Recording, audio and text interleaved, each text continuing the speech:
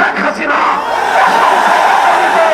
খুন এবং হত্যাকাণ্ডের আসামি। বাংলাদেশের বন্ধু রাষ্ট্রের দাবি করে তুমি বাংলাদেশের এই খুনি আসামিকে মাসের পর মাস তুমি প্রশ্রয় দিচ্ছ।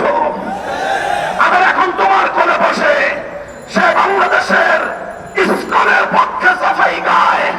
বাংলাদেশের মানুষকে এতটা দুর্বল ভাবলে ভুল করবে ভারত।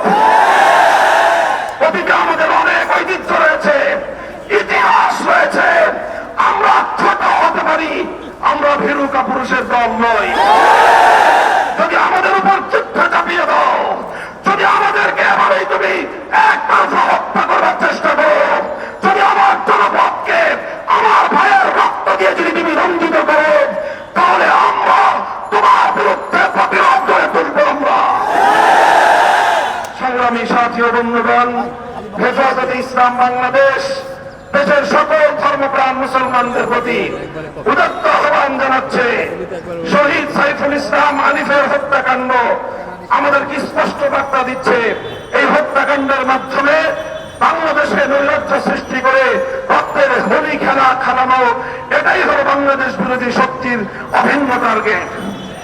কাজেই তাদের এই ষড়যন্ত্রের পাতা ফাঁদে আমরা পা দেব না। আমরা কোনোভাবেই সহিংস কোনো কর্মসূচি পালন করব না। শান্তিপূর্ণ ভাবে টেকনাফ থেকে তেঁতুলিয়ায় আমরা তীব্র প্রতিবাদ এবং প্রতিরোধ আন্দোলন গড়ে তুলব।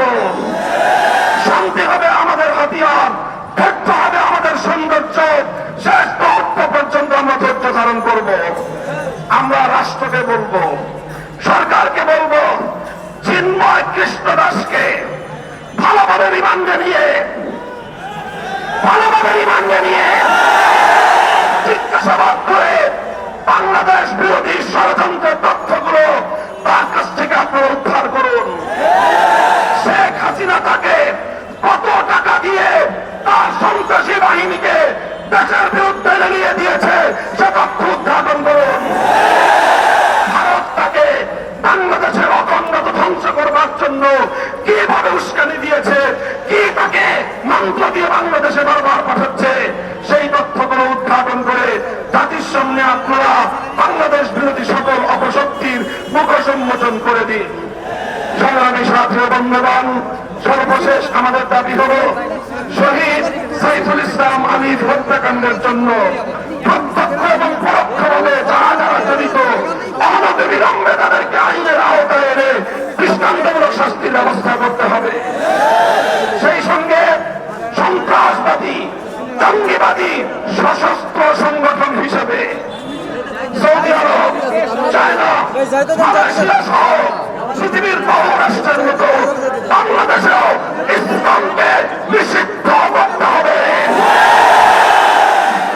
আমার পূর্ববর্তী বক্তারা বলেছেন, আওয়ামী বিরোধী আন্দোলনের সারির সম্মুখের কোন কোন রাজনৈতিক দলের নেতারা মায়া কান্না কাঁদেন। স্বপ্ন দেখছেন ভারতের অনুকম্পা নিয়ে ক্ষমতায় যাবেন। আল্লাহর নামে শপথ করে বলতে পারি, ভারতের আর কোন রেসপেন্সার বাংলার ক্ষমতার মসনদে আসতে পারবে না। কাজেই বাংলাদেশের জনগণের পাশে দাঁড়ান, ভারতকে নয় দেশের জনগণকে খুশি করুন। ইনশাআল্লাহ বাংলাদেশ সেই আধিপত্যবাদের যুগকে পিছনে ফেলে এসেছে। এখন বাংলাদেশ নিজের পায়ে দাঁড়াবে, মাথা উঁচু করে সামনে চলবে, সকল ষড়যন্ত্রকে মোকাবেলা করবে ইনশাআল্লাহ। ইসকনকে স্পষ্ট ভাষায় দাবি আমাদের নিষিদ্ধ করতে হবে। যদি এই দাবি আদায়ে সরকার অথবা বিচার বিভাগ যদি গড়িমসি করে, হেফাজতে ইসলাম বৃহত্তর কর্মসূচি দিতে বাধ্য হবে। আমাদেরকে সে পথে যেতে আপনারা বাধ্য করবেন না, সেই আশাবাদ ব্যক্ত করে বক্তব্য শেষ করছি। আগামী দিনের সংগ্রাম এবং